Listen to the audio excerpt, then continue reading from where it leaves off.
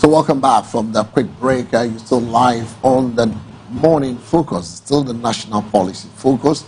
We did have a conversation from the Lekma Polyclinic that has to do with antenatal, the importance of our mothers and sisters, the pregnant, those visit the hospital, get checked, get enough breast. You see the importance of why you need to get to the hospital so you don't develop some hypertension, some diabetes that will translate to the baby. Is something that will help you to stay healthy, and also your child development will be also monitored by the hospital with the help of the midwives at various hospitals. So there's a need for you to have your records checked from the very first day after the signs that you're pregnant. You go there, you do the lab test, you scan to ascertain whether really it's pregnancy or anything else. If it's pregnancy, you give it up and attend our book records for yourself and that of your baby. Now we move to another conversation before we take leave of here at Darling 10:30, and this is going to be a conversation for the first time having a lady to sit in our midst, and we're looking at issues from a perspective as well. And she's from the National Democratic Congress, NDC. She's the Deputy Communication Officer for the Tema West constituency, and also Deputy Municipal Director of NAD, Tema West Assembly. And her name is Honorable Loretta Nanahima Inshira Frimpong, joining us this morning. I want to say a very good morning to you, Nanahima. Good morning, my brother. I guess the name is Samuel. The name is El Samuel. El Samuel. It's kind of some Mexican, Spanish. Yeah, I like the name. In fact, when I saw it, I was looking at, hey, who is this gentleman? Okay. Nice seeing you today. Nice meeting you, Nanahima. Thank you. Also, I have my co-host Bernard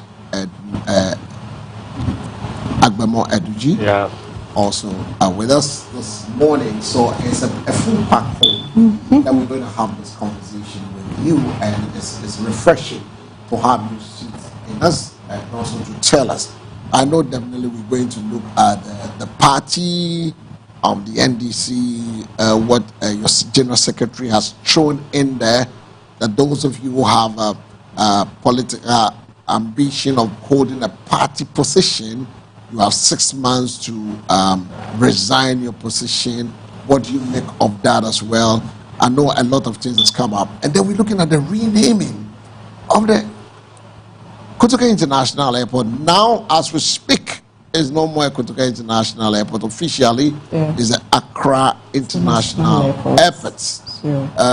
Is one of the things. So the renaming of the Kotoka International Airport, I'm going to ask you, does that mean, what does that mean for national identity? Is something we'll look at. Then we'll drag back and come to NADBO, the Tema West. What have been going on with the Tema West? Why do we have the National Disaster Organization, right?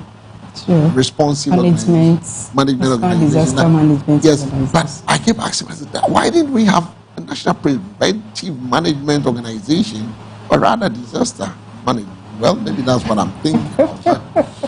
This is how to say a very big thank you and welcome to the discussion segment on the MBN TV. And you've been watched live across the entire country. We're running on both digital and satellite. We're also across the world via our social media handles, MBN 360. So once again, welcome, Nanahima. Thank you. How do we address you? Do we address you Honorable Loretta, or do we say Nanahima Inshira Frimpong? In fact, which is which? A very good morning to your cherished viewers. Good morning to yourself and your co-host. Right. My constituents of Tema West. Yeah, they are watching me live. They know that I'm here. They are happy. They like MBN. It used to be Maranatha TV. So yesterday, people, when they saw the flyer, they were like, what happened? Is it no more Maranatha? I say it's the same channel, the same station, just a change of a name. Brand. Yes, a brand. But we're moving to another level. Exactly. In fact, a very good morning to the Venerable Bishop Afote Odai Francis. Is my mentor and my father. Good morning, Daddy. Thank you so much for the opportunities you have given me, for your generosity and everything. Very good morning to you and mommy this morning. I know that you are watching. God bless you. To my constituents of Tema West, my MC, my MP, I greet everybody this morning. A very good morning to my party hierarchy, from national, regional executives to my constituency, that is Tema West, where my MP, Honorable Lawyer Enu, is doing marvelously in Parliament. My municipal chief executive, Honorable Ludwig Totime, is also doing wonderful in the municipality. Which one do we go for? Okay, so let me start from the NADMO perspective. Okay. Since you are the deputy person from NADMO, okay, I just want to find out how effective is NADMO's current approach to disaster prevention in Ghana, and the response, prevention and response in Ghana. Thank you very much once again. NADMO, or National Disaster Management Organization, as the name suggests, we manage disaster. You said preventive. Yeah. I don't really know about the preventive because disasters are both man-made and natural. So if God wanna cause havoc or something like rain, we don't have control over it. So as human beings, what you have to do is to put in measures to mitigate the effects. Preparedness towards the disaster. Or what you foretell happens. Exactly. So that is why we have National Disaster Management. It's an organization that seeks to, or that mandates us to prevent, prepare, response, rescue. Yes. So when you prepare, imagine you are in a rainy season and you are preparing towards rain. So you put in measures, that is by way of desilting gutters, by way of doing dredging. Yes, all these things are part of efforts to mitigate, so that when the flooding finally comes. But you know, as human beings as we are, once you are desilting the gutter, somebody is also throwing the gutter. So that brings to the level of education. Exactly. That brings us to the level of education. You might want to have a resilient economy, or a disaster-free economy, or a community. But then, through the absence of man, that is why we have man-made. When it comes to disaster, we have man-made disasters and natural disasters. So those that are man-made, we try to educate people against it. We go to market and do sensitization exercises. We go to do education in schools, lorry parks. We have a lot of stakeholders. We work with the Ghana Fire Service. We work with ambulance service. We work with a lot of national organizations and entities, just to educate the public or sensitize them against such occurrences, being flooding, fire, thunder, lightning, and those things. Yeah, people don't really know what we do, but we do a lot. Yes, we have climate change, which is under our jurisdiction. Yes, we have man-made, we have thunder and fire. It's under the Department of Technical. I'm the technical director. Oh, no, so to mean that you can tell me more about how NADMO is adapting to the increasing frequency of the climate-related disasters in Ghana. Exactly. We through the Director General's, the newly appointed Director General, that is Dr. Kuyon. Yes, a military man. NADMO is also a paramilitary organization. Yes, so we do all these things. We go to people who live by the riverside. We go to educate them when to use the boat, the live boat, and when not to use the water, because there are levels of water that you cannot travel on. So we do a lot of things. NADMO generally, we do a lot of things. That is why this day we brought NADMO to the doorsteps of the people. We educate people across anything. You think you are using your cylinder in your home, so you have the right to maintain the cylinder or not. The ripple effects of that cylinder explosion. We all know a fire. So when there's a fire outbreak, We know how to respond as NADMO. We educate people on how to even respond before the fire service come there. Yes, there are a lot of things that we do to mitigate disasters. Yes. Quite interestingly, it's like you've done a lot of work underground since you took over from the Tema West constituency. Exactly. How can, now you've talked about the things you do, the things that have gone on, how you collaborate with the communities to raise a lot of awareness, but how can NADMO also improve collaboration with other agencies and stakeholders to enhance the disaster response? Oh, it's very, very, we have a cordial relationship with the other related agencies like fire service. Anytime, yesterday there was a training in my assembly. Yes, there was a training on hydronets. Okay. Yes, we invited all the people, the meteorological people, everybody who is involved. We invited them to come. The technical department of other agencies were invited to come and give training. We work with them hand in hand because you cannot go. Sometimes, look, let's use demolition, for example. You know that there were demolition within my municipality. During the demolition, NADMO, we didn't demolish. We have earmarked safe havens, or we have earmarked places that are not supposed to be lived by human beings, just like the Ramsar sites.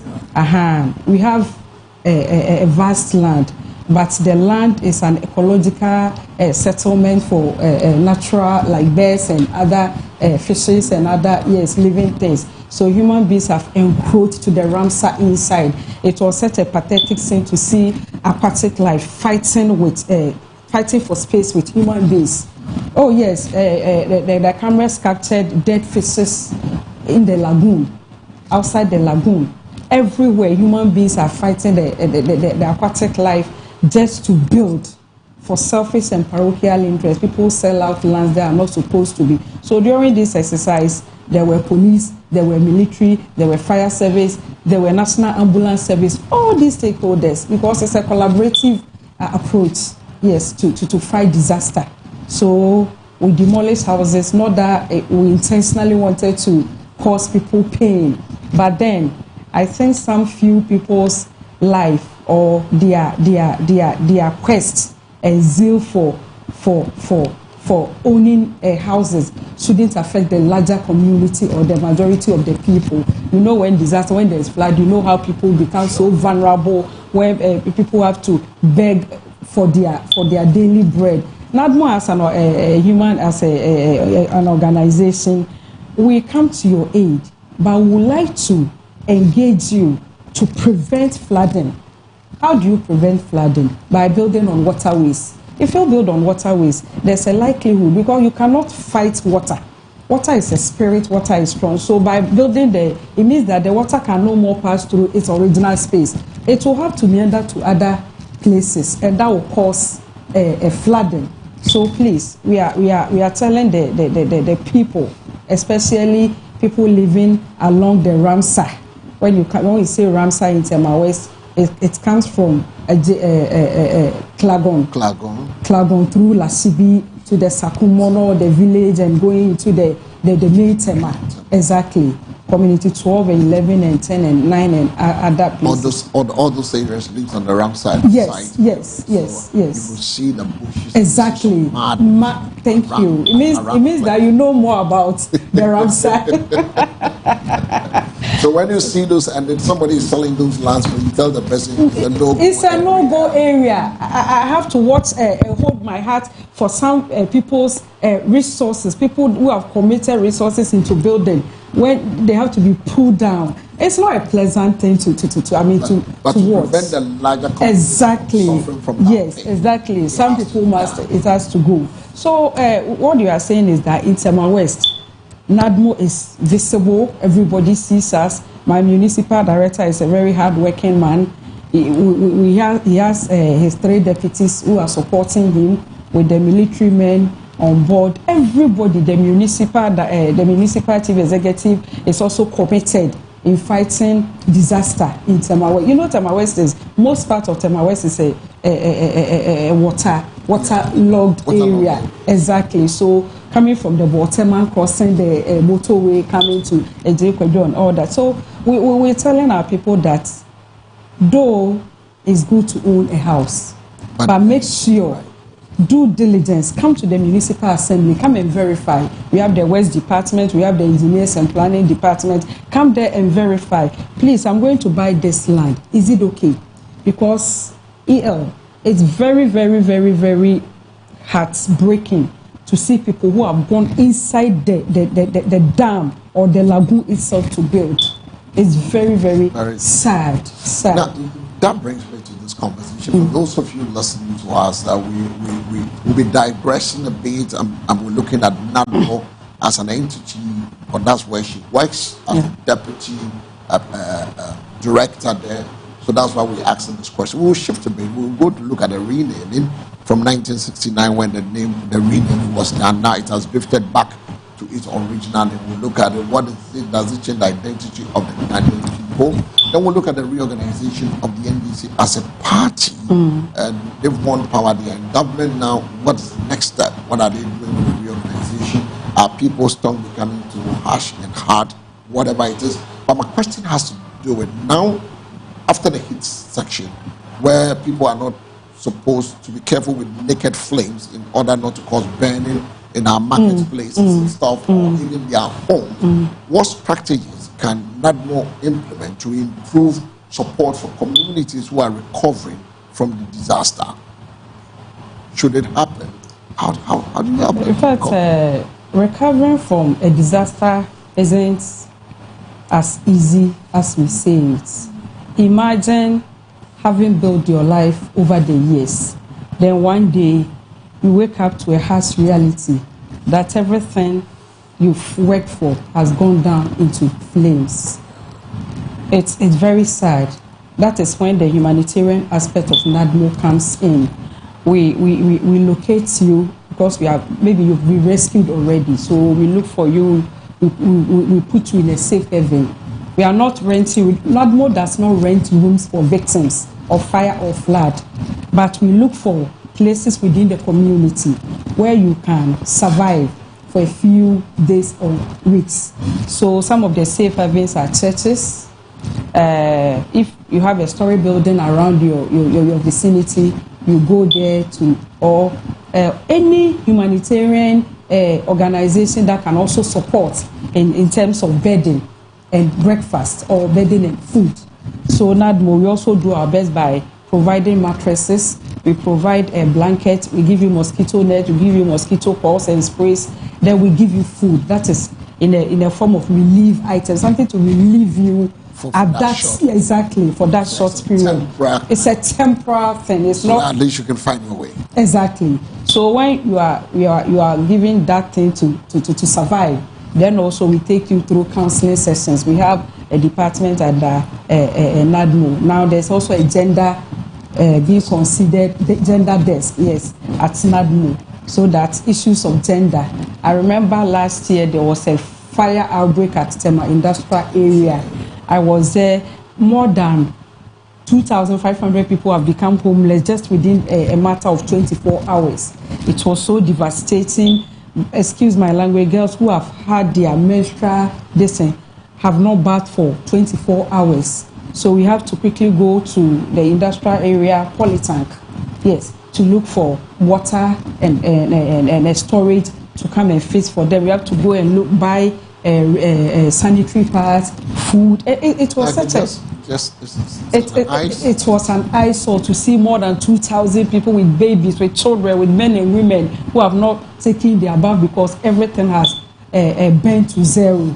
It was so devastating. But thanks to my Greater Accra Regional Director of NADMO, Honorable Dennis Ajanonete, he's a very responsive person. As soon as he got the news are done, he called me and we rushed to the industrial area. It was so pathetic. People have to be standing like this around 4 a.m. They have nowhere to go to. These are as a result of somebody's negligence.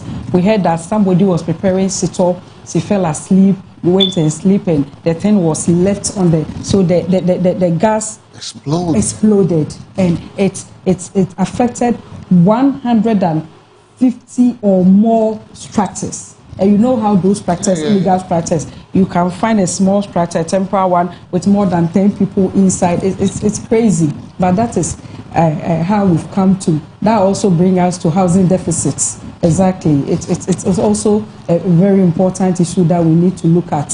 Yes, exactly. Rents have become so expensive. People can no longer rent. So if you give me a small land, I put a structure, I bring my whole family inside just to survive and make a living. It's very pathetic. Surviving and making a living. 053-715-8638 is the numbers. You can also have it. If you have a question or something you want to share with us, you can do that. But just before we move on, and then I asked Bernard if he has something for Honorable Loretta. I love the Nanahima. The Nanahima. Nanahima is my political name. Let me call him Nanahima. Sure. Yeah. It sounds I'm a royal and I come from a paramount. Great. So we'll call him Nanahima. Now let me ask you this, Nanahima. I mean, looking at that, like I said, we're moving. Very soon the rains are setting in. When we start getting signals of rain when the weather becomes so warm at a point. And this is a country that has a lot of youth in there. I mean, is there a way that NADMO can engage and empower the young Ghanaian to contribute to disaster management efforts? Yes. There is, we have volunteer groups when it comes to NADMO under the DVGs. Yes, disaster volunteer groups. There are people within our communities. They are strong and energetic young women and men who are willing.